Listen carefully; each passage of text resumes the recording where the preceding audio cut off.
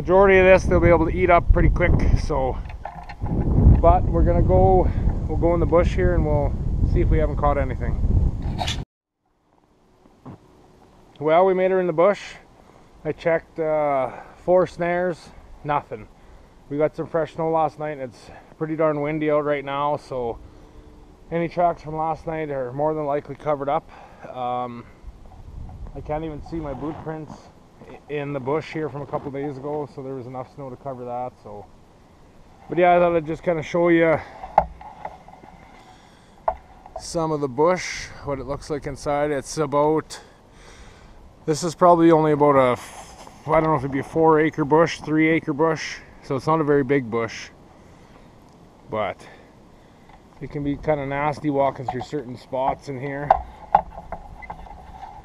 Another thing I wanted to mention is last night I noticed I hit 700 subs. So to all of you that have subscribed, I just want to say thanks very much. It kind of makes these videos a little bit more worth doing, because it kind of seems like some of you guys are liking the content and whatnot. And I have a lot of regulars that comment and BS and whatnot, so I just want to say thanks for that. I really enjoy the comments and whatnot. A few regular guys that I notice all the time, and it's nice to hear from you guys every video. So, but yeah, I just wanted to kind of make a big shout out for that. So, well, we'll keep moving on. I already walked through here just to check a couple of snares behind me. You can see I moved that one, so we'll continue through here.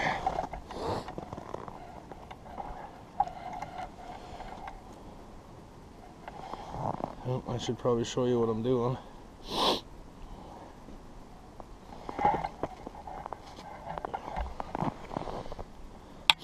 There. Well, I'll turn you off and we'll keep on going.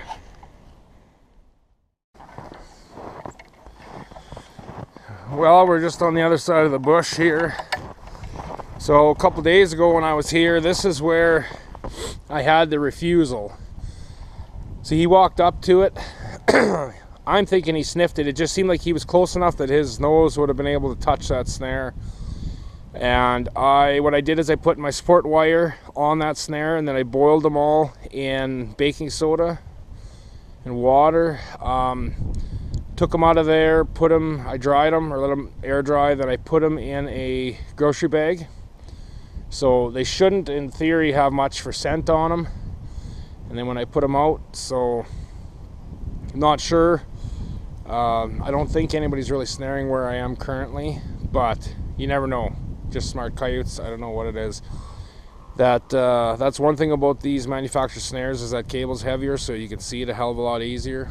But so anyways, I walked through here and I followed another trail that it intersects with way down in there, probably 35-40 yards.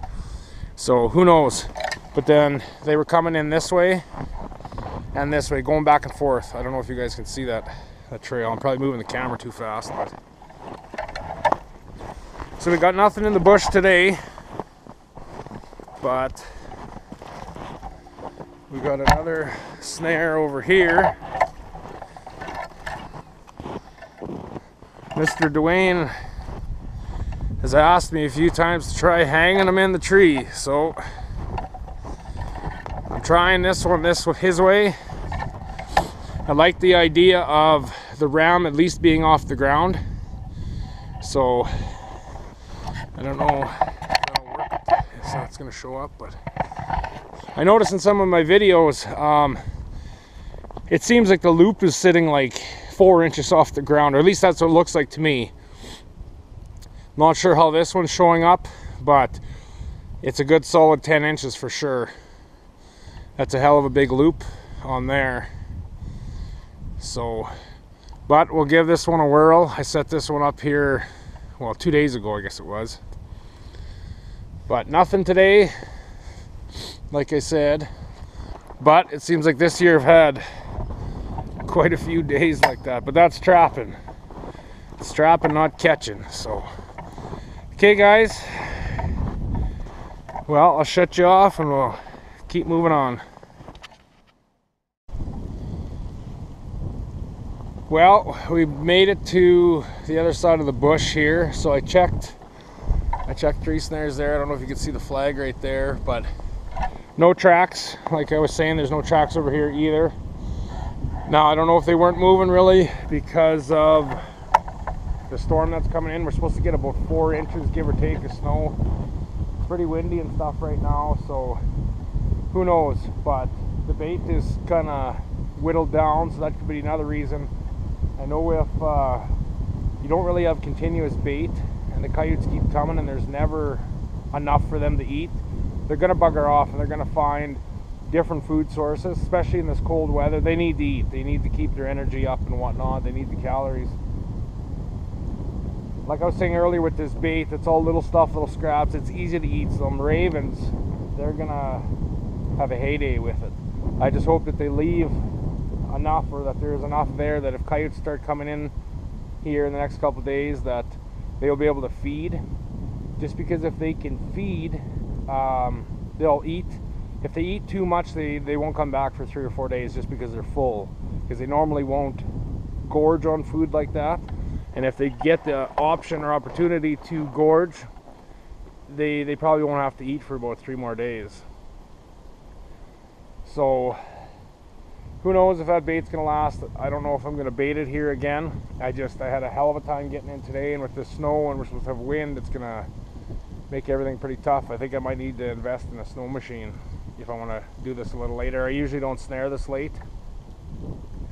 It's getting a little too close to breeding season. I just don't like catching coyotes in the breeding season, because if you're set up in a good spot, you might have 4 breeding pairs come in and catch them, or catch most of them, and then you won't have much for offspring next year. So I'm out here for conservation, not to annihilate all the coyotes in my area, because I definitely don't want to do that. We need them around. I'm just trying to help out the deer population and whatnot. I love trapping. I absolutely love trapping and snaring and whatnot. So, but yeah, I'm not trying to kill them all. So usually I quit sometime in January. I have snared till maybe the 3rd week of February before, and yeah, it's always slow for me, at least after Christmas. And come say middle of February, end of February, bang, you start hammering them. And the reason I think that's happening is just simply because they're breeding pairs. I definitely could be wrong, so that's just kind of my own personal opinion on that. But well, anyways, we will get the hell out of here and wait a couple days. It's gonna probably storm here for 2 more days. I'll be out plowing snow, so that'll give me my 2 days in between to come and check, and then hopefully we can get in here the day of the storm, or the day after the storm I should say, and then I'll try to open up some of these trails again, because I see some blew in, and then hopefully a couple days after that storm the coyotes will be moving again. But we'll have to see. Okay guys, thanks again for the 700 subs and for all the comments and stuff, guys. Keep them coming. I greatly appreciate it. Thanks for watching. Hey guys, well, we made it back. So I wanted to kind of show you, see if I'll bring you up here. A couple of videos ago I had caught a coyote that broke out of a snare. Now this is that coyote. It was caught around, so the back and everything was fine on it.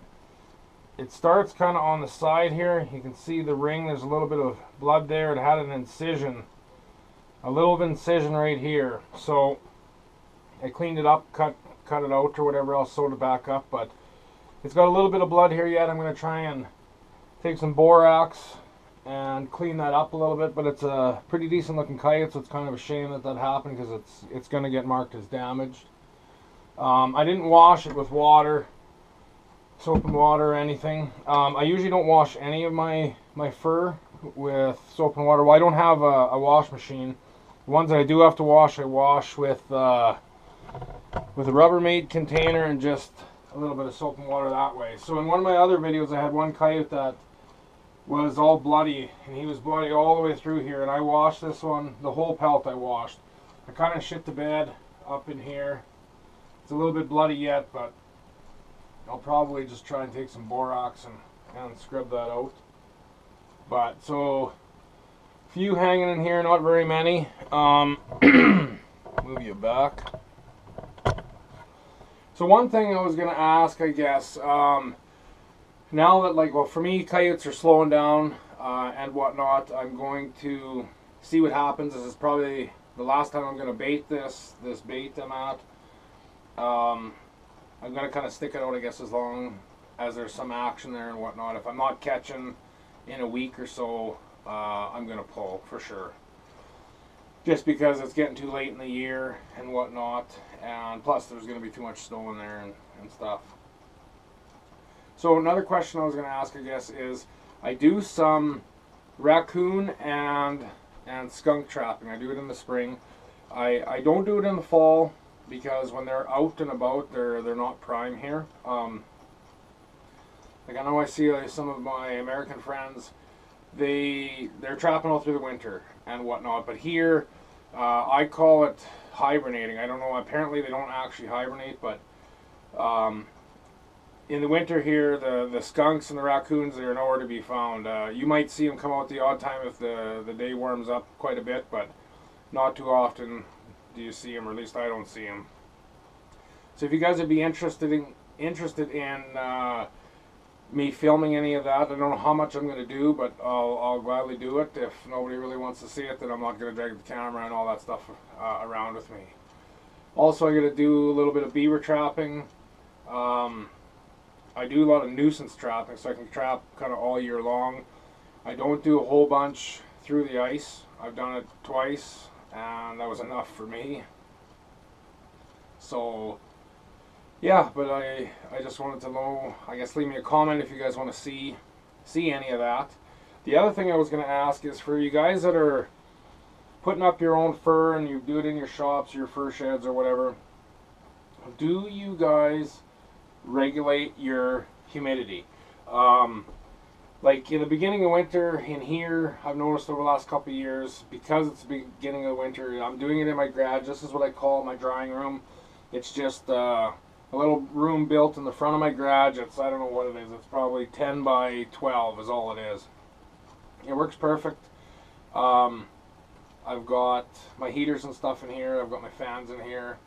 But what I've noticed earlier in the winter, the beginning of winter, is the humidity in here is quite a bit higher. So I have to run a dehumidifier, especially if you got 25 coyotes in here that you just, say, fleshed and brought them in. The humidity comes up quite a bit, so I run a dehumidifier. But like now we're past Christmas, we're getting into the winter and whatnot, and I can see right now it's at 17% humidity and 18 degrees in here, Celsius that is. So usually I try and keep it in here between, I would say, 14 and 18 degrees. I don't want to go really any hotter. I just don't want to dry the hides too fast, I guess. I do run a fan. I currently don't run a dehumidifier right now, just simply because the humidity is at 17 or whatever. See, it's fluctuating there. It went up one, but anyways, I have run it in the past or earlier in the winter. I'm just posing the question, I guess, do any of you guys do that, or do you waste your time with it? Is it a waste of time? I don't know. It's just something I'm trying this year. I never ever ran one before, I guess in the past, but so okay, guys. But with that, I'm hoping to see some comments, maybe a few questions you guys have about anything. But with that, thanks guys, appreciate it.